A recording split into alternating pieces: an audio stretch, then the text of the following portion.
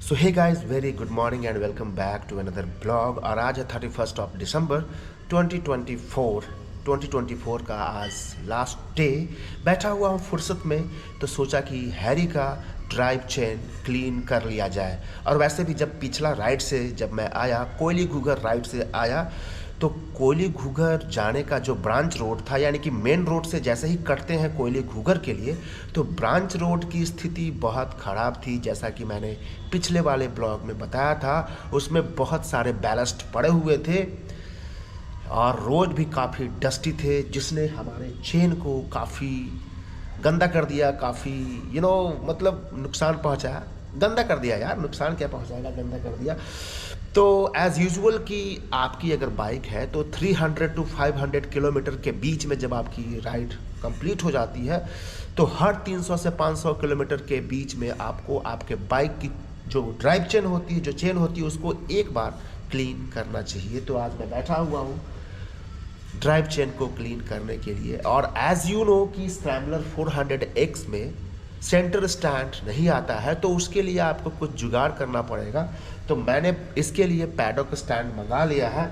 ये जो है पैडोक स्टैंड है, और क्योंकि पैडोक स्टैंड पे जब आप बाइक को पार्क कर देते हो, जब आप बाइक को स्टैंड कर देते हो, तो फिर व्हील को घुमाने में बहुत इजी होती है, आसानी होती है, और आप अपने ड्राइव चेन को ईजिली वे में आप क्लीन कर सकते हैं।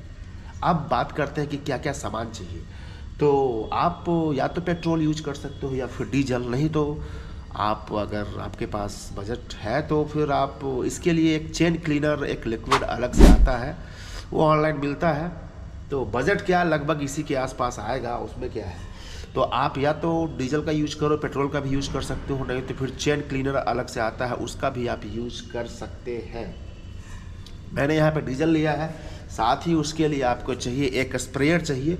ये जो स्प्रेयर वाला जो कैन है, जो बॉटल है, ये मार्केट में आपको इजीली 50 टू 40 के आसपास, 40 टू 50 के आसपास ये इजीली आपको मिल जाएंगे। उसके बाद और एक पुराना ब्रश चाहिए, टूथ ब्रश। वैसे specially dedicated for chain cleaning एक ब्रश आता है, जो कि यू शेप में ऐसे होता है, जो कि इस चेन को ना एकदम इस तरीके से दोनों साइड से पकड़ेगा और मिडिल से भी पकड़ेगा, लेकिन उसकी ज़रूरत मुझे महसूस नहीं होती है। और बस ये पुराना ब्रश का मैंने यूज़ किया है। अभी लगभग मैंने इसको साफ़ कर लिया है। हाथ का कंडीशन आप देख सकते हैं कैसा हो गया, पूरा काला टाइप का हो गया है। अभी चेन का स्थिति देखिए कैसा है, एकदम पूरा लगभग क्लीन हो गया है। और ये बहुत ईजिली मूव हो रहा है, जो हमारा व्हील है बहुत ईजिली मूव हो रहा है। इससे पहले जब मैं मूव कर रहा था तो थोड़ा जाम चल रहा था, ऐसा स्थिति था, लेकिन अभी बहुत ईजिली ये मूव हो रहा है। अब बारी है इसको वॉश करने की। अब हैरी को करेंगे वॉश। तो लगभग चेन क्लीन हो गया है। और देखिए, चेन क्लीन करने के टाइम में कुछ कुछ बातें हैं जो कि आपको बहुत ध्यान देना पड़ेगा, नहीं तो उसका खामियाजा आपको भुगतना पड़ेगा। मैं ऑलरेडी भुगत चुका हूँ, और खुदा का लाख लाख शुक्र है कि हमारा उंगली बच गया, थोड़ा सा डैमेज हुआ। ये वाली जो राइट हैंड का जो ये इंडेक्स फिंगर है ना, ये वाला, ये जो है इसका जो फिंगर टिप है, इंडेक्स फिंगर का जो फिंगर टिप है ना, ये मेरा उड़ गया था।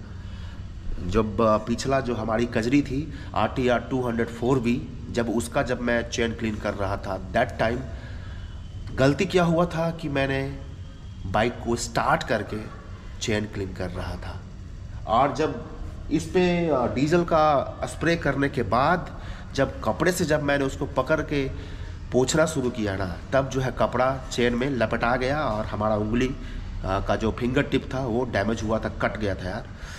तो कभी भी जब भी आप बाइक को क्लीन करें, बाइक का जो ड्राइव चेन होता है उसको क्लीन जब कर रहे हैं, तो उस टाइम आपको बाइक को स्टार्ट करके नहीं करना है। ये बहुत ध्यान देने वाली बात है। तो ये चीज़ है, और ज़्यादा कुछ है नहीं। और बाइक का जो व्हील होता है घुमाने का, जो देखिए, अगर आप यहाँ से साफ कर रहे हैं, ये वाला अगर चेन स्प्रोकेट की बात करें, तो यहाँ से अगर आप साफ कर रहे हैं तो फिर इसको आप इस कंडीशन में आप एंटी क्लॉकवाइज घुमाएंगे। और अगर आप यहाँ से साफ कर रहे हैं, ऊपर से अगर आप साफ कर रहे हैं, तो फिर उसको क्लॉकवाइज आपको घुमाना है, ऐसे। तो ये कुछ कुछ बातें हैं, और ज़्यादा कुछ है नहीं। तो अब चेन क्लीन लगभग हो गया है। चेन का स्थिति आप देख सकते हैं, अभी एकदम पूरा चकाचक हो गया है। अब इसको करेंगे वॉश। तो वॉश करने के बाद दिखाता हूँ फिर।